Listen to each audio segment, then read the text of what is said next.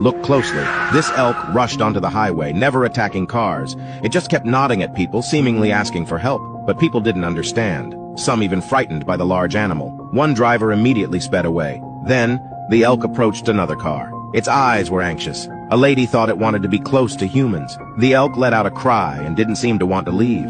It looked like the elk was in trouble. So, a kind-hearted man got out of the car, and the elk led them to a mud pit. It turns out several of its companions were trapped in the mire. How smart this elk was to seek human help. One elk, struggling hard, was already buried in the mud, likely doomed. The other 3 elks were probably exhausted too. If not for their companion calling humans, they might have all been buried in the mud. A kind young man put a rope around the elk's antlers. Everyone worked together to drag it ashore. But this elk seemed totally exhausted. The young man quickly gave it some water. Please comment "God bless you" for blessings. The other 2 elks were anxiously waiting for rescue. People immediately began the rescue effort. Dragging in the mud was easier, but this adult elk weighed several hundred pounds. It took a lot of strength to drag it ashore.